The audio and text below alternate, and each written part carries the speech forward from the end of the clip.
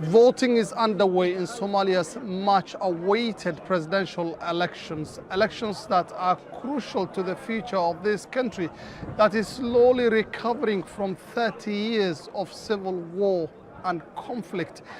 These elections are not one-man, one-vote elections. There is a general feeling across Somalia that Somalia is not yet ripe for universal elections because of the massive insecurity being waged by the group Al-Shabaab. The group also controls large parts of southern Somalia. Just before the voting got underway, there were 22 candidates, but one of them withdrew from the race, citing that there's been a massive external interference in the electoral process. However, these are not the only allegations surrounding the process of the elections. There are claims of corruption and voter bribery, with some of the MPs actually owning up to receiving between $50,000 and $100,000 for their votes, money being paid by some of the candidates. However, many Somalis hope that the MPs, the 329 of them who will be doing the voting instead of the Somali public, will use their conscience and think about the massive problems bedeviling this country and vote in someone who can actually bring about change to this country and change for the better. Mohammed Ado, Al Jazeera, Mogadishu for Inside Story.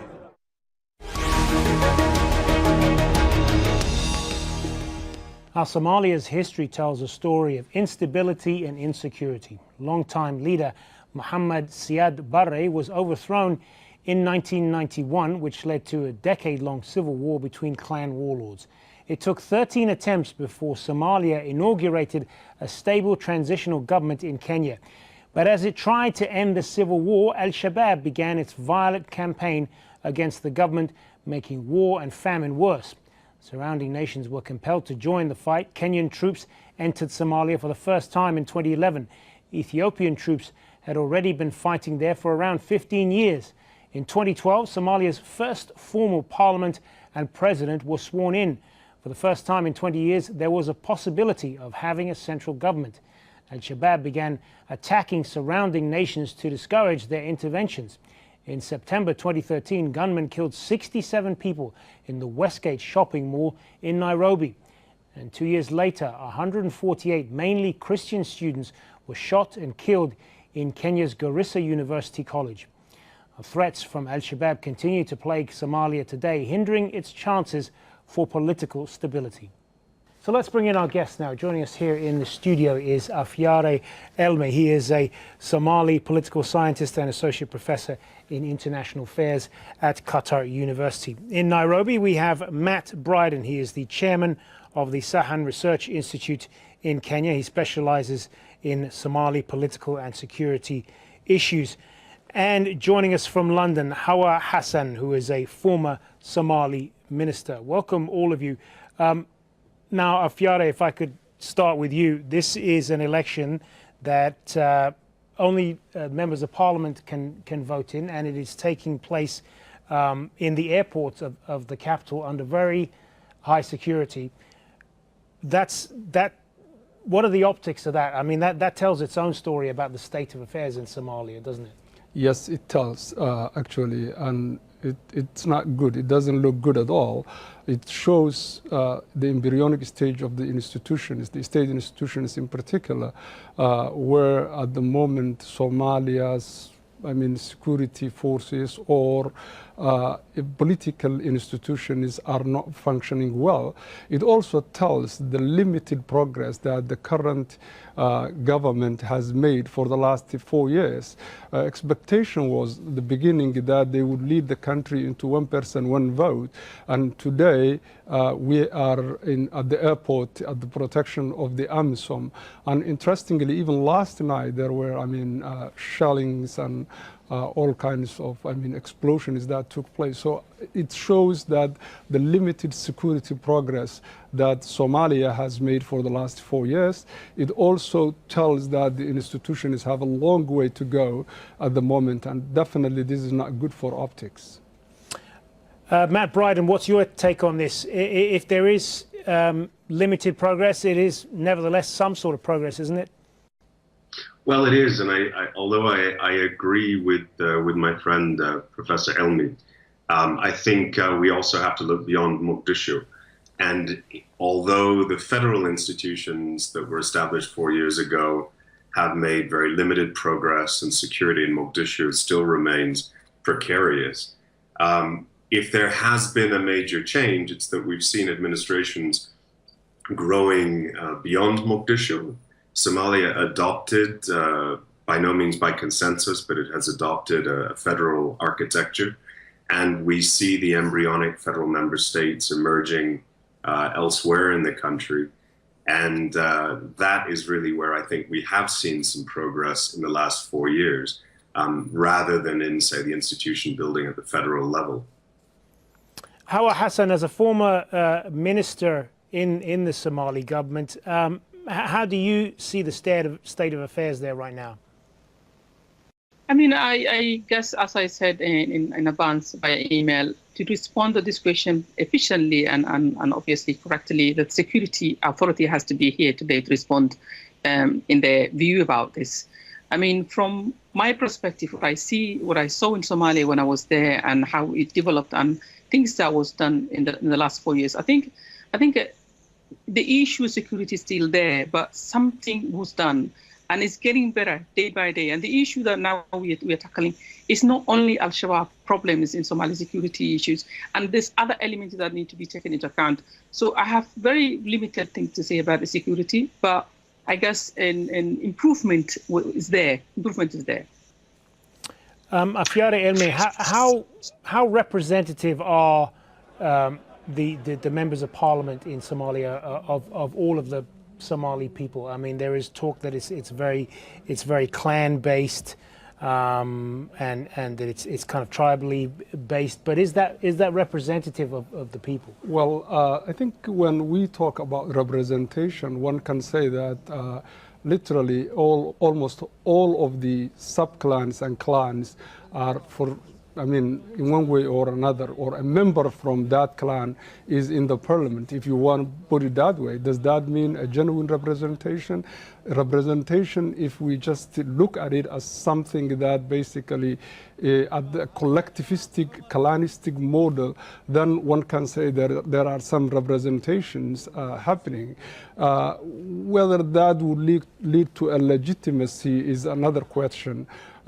Because the process at the moment was basically a process that was marred by corruption, marred by intimidation, manipulations, and all kinds of things. So I think, yes, if you want to, there are 329 members that came from 329 sub-clans in one way or another, and one can say that all the Somali sub-clans and clans are included in the parliament. The process that these people were selected, however, has its own shortcomings, and I think that's where we need to look. At times we have seen that, and this has been happening for a while, representation without legitimacy and representation without functionality, that even if you put together people from different clans, and if they don't function as an institution, then what does that say to? So basically, yes, there is some representation if you want to put Somalia, or if you want to look Somalia in the clan lenses. But if you look other ways, like for instance, gender issues, where just only 20 or 24% are female, or youth, or I mean, other sectors of society, civil society, intellectuals, then one can say that perhaps we have a way to go. Matt Bryden, do you think that the focus on kind of clan-based power sharing in Somalia is what is hindering its progress at the expense of the main issues like security and fiscal responsibility and all of the economic problems? I don't think we can reduce everything to clan and blame the lack of progress on clan, where we are stuck where we are. Somalia's adopted a clan-based power sharing formula a number of years ago. It remains up to the present, and I think everybody would like to move beyond it. to something that is more representative. But what has to happen first is an agreement on what the new representational formula is going to be. And this government, which had 4 years in which to start thinking through what an electoral system might look like, really didn't make any progress. And what we have now, what's going on at the moment, is not actually an election per se. It is a political agreement reached by the federal government and the emerging federal member states. Some would perhaps even describe them as factions. It is an ad hoc compromise to get us to the next phase, and it'll be up to the incoming government to try to carry the transition forward, figure out what the next, the next representational formula looks like to take us a step away from clan, and also to review the constitution and fix the security sector and all of the other transitional tasks that are still waiting to be accomplished. Hassan, how credible are the main candidates in this election, including the incumbent President Hassan Sheikh Mahmoud, given the limited progress that's been made so far and all of these allegations of corruption and vote buying and so on? I mean, I was part of Hassan Sheikh government, first of all, and I was part of that. And I have a first-hand experience of what was happening in Somalia. I mean, there's a lot of allegation going on in Somalia. If you see the reason behind these allegations, sometimes there is other reasons rather than what it looked like to be. I mean, some people can make an allegation out of things because they didn't get what they wanted to get it, or some people because they have a kind of an ambition to be somewhere or to do something. They need to create a lot of allegations. So unless we have a proof, I think we need to just forget about the allegation for the time being. We need to have a proof really to condemn people and say, this is what this person done, or this is what has been happening, and that, and so on and so on. So I will leave that. But in terms of credibility of the parliament that you were talking about before, I fairly agree with the first speaker on that, because at least I was in Baydhabo. I was part of the people who were looking to get a position of the parliamentarian in Somalia the time that this thing was happening. At least over 50% in one area more than other are selected in a way that is not clear. So there was a lot of corruption was going on. People were given a position. They were told to select their people. The representatives. Anything is facilitated for them, whereas other people are blocked. They were prevented from getting any opportunity to be part of the parliament. So in that sense, we can say, and some people are now in the part of the parliamentarian position in Somalia came to the position in a way that is really and it's not legitimate.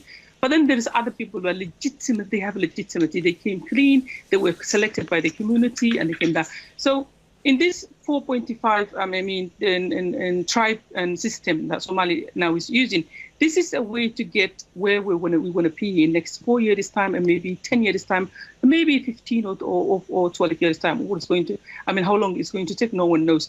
But hopefully we will get there. Everyone sees themselves within the system. It's an inclusive system.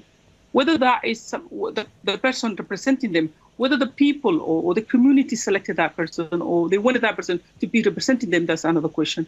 So in terms of gender equality is another issue in Somalia, that equity in gender is not there. So hopefully it's going to be improving every now and then. Afiara Elmi, we haven't talked about Al-Shabaab up to this point, but as long as they remain a factor in Somalia, then the people there are never going to see security, are they? How do you deal with Al-Shabaab? Well, Al-Shabaab is there simply because the government is too weak.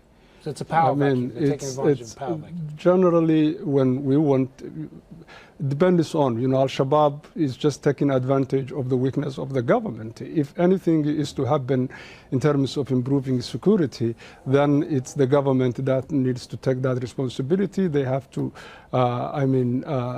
at least monopolize the use of violence in the main centers, not necessarily the entire country. That's not what has happened. And you were talking about the credibility of the candidates. At the moment, the top 4 candidates that might eventually move to the next round are former prime ministers and presidents, they have public profile. One can say that they have failed or they have, succeeded. And if we are in the airport under the protection of AMISOM, I'm sorry to say, I don't see... That's the African Union force. Yeah, the African Union force. There is no, achievements that at least that we can be proud of. Yes, it's in Mogadishu, but you see 2 steps forward, 3 steps backward process that we have been going on for the past 15 years, since 2015. This is what is happening at the moment. In my view, if Al-Shabaab is to be defeated, it's only Somali force that can do that job. And Somali force has not been instituted yet. What we have at the moment is clan, faction, whatever you call, that exists at the moment in the name of so-called national forces. And it's the failure of the Somali political class, Somali political elite, the politicians that have been leading the country for the past, decade or so. Al-Shabaab will be there as long as the state is weak. Matt Bryden, if these problems are ultimately going to be solved by Somalis themselves, are foreign forces like AMISOM and Kenyan troops, are they ultimately part of the problem here? Well, I'd have to agree with Professor Ilmi. I think ultimately this will have to be a Somali struggle against Al-Shabaab. And the African Union forces have done probably as much as they can do. They have secured some of the major municipalities, including Mogadishu, which allows space for these embryonic administrations to sort of operate and grow and demonstrate their legitimacy if they have any, and to exert their authority. But it's not AMISOM that's going to defeat Al-Shabaab. That's going to be the job of Somali forces. And I would entirely agree that we have not seen the building of a Somali national army or an effective Somali national police force. What we have seen is an attempt to sort of monopolize forces in Mogadishu, a black hole for donor resources being poured into this security sector. And in fact, most of the fighting is being done by paramilitary forces and clan militias out in the regions, who are not being supported by the international community. So we really need to rethink the whole approach to fighting Al-Shabaab. Hawa Hassan, is that how you see it, that the way to deal with Al-Shabaab is to deal with the problems that have led to their rise, the power vacuum in those areas in Somalia that we've been talking about? Absolutely, absolutely. I agree with both of the speakers, because unless we build the capacity Somali force, Al-Shabaab is going to be there as long as they can. So international community has role to play in this. Somali government has role to play in this. The resources is an issue here. Somali government doesn't have enough resources to at least empower the force, the military or the police force. And the capacity might be there for some time, but you need to have the resources to distribute that, to build the capacity and to give the resources they need, these forces, to go against every insecurity that is happening in Somalia right now. Whereas international community money goes towards AMISOM, and if AMISOM doesn't pass this capacity to Somali forces, we're going to be here in 100 years' time. So they have to think system building rather than delivering the service by themselves from now on. Afiada Elmi, if we talk a little bit more about the foreign forces in Somalia, like AMISOM, there are many Somalis who complain that they are not really a force for good in the country, because of their heavy-handed tactics in many areas, and that they have made the problem worse for many Somalis, and that's why some of them have fallen into the hands of Al-Shabaab. Do you think there's much truth to that? Well, I think it's unfair to criticize, in that way. One thing is quite clear, that Somali force is needed, and it's up to the Somali government and Somali leaders to build that. For now, these countries, some are coming from outside the neighbors and some are coming from the neighbors, Kenya and Ethiopia. They are all pursuing their own interests, and that's, understandable in the sense that some of them benefit from, lack of strong functioning state in Somalia. And maybe that's the status quo they want to keep. But as far as, for them staying there, it's not their job. I would not criticize for not either defeating Al-Shabaab or, they in fact overstayed. They were supposed to be here only about 4 or 5 years and then leave. And now, since 2007, as of now, almost 10 years, they are still there, and it seems they will be there another 5 or 10 years. And it's up to the Somali government to do something about it meaningfully, I think. At the moment, we cannot just say that foreign forces are doing this or that. No institution can function without them. If they leave Mogadishu tomorrow, what will happen? Then Al-Shabaab will take over, right? So what needs to happen is that we need the Somali leaders or Somali politicians to be accountable for what they promise and to be, corruption-free, to work on, genuinely. That has not been happening for the past. So I think we should not be externalizing our shortcomings, as particularly the Somali elites, to forces that are there for just, a period of time to seek for their own interests. And to me, it's international politics, it's realpolitik. They are just after their own interests. Matt Bryden, if the next Somali election, presidential election, is one in which Somalis, ordinary Somalis, will be able to vote in, what needs to happen to get to that point, particularly in Mogadishu? I think there are 4 things that the government is tasked with, the provisional government is tasked with, and all of them have to happen. Number one, we need a constitutional review so that we actually have a basic law for the country that defines what the new Somalia looks like, and assuming that it remains federal for the time being, what the distribution of powers and responsibilities between the center and the federal member states looks like, revenue sharing, natural resource ownership and management. All of these are very contentious and they have to be negotiated.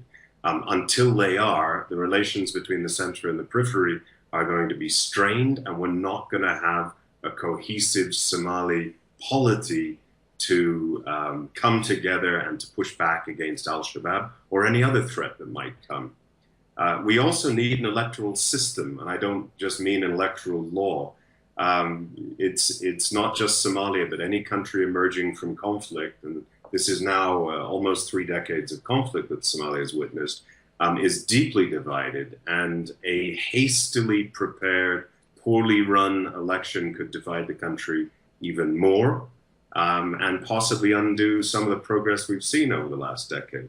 So I think a lot of thought has to go into what that democratization process looks like. And then there's security, and I have to agree again with Professor Elmi. I think it's somewhere between 50 and 100,000 Somali uniformed security personnel have been trained since 2004, and we don't see the impact on the ground. We haven't seen great improvements over the last few years. We have got to rethink what the Somali security sector is going to look like, building it from those forces that are actually legitimate, accepted by communities, fighting Al-Shabaab, and not just trying to reconstruct some idealistic vision of the Somali National Army or police from 30 years ago. All right, and on that note, we're going to have to leave. It should be fascinating to see how this does play out. Afiare Elmi joining us here in Doha, Matt Bryden and Hawa Hassan in Nairobi and London. Thanks very much for being with us. Thank you.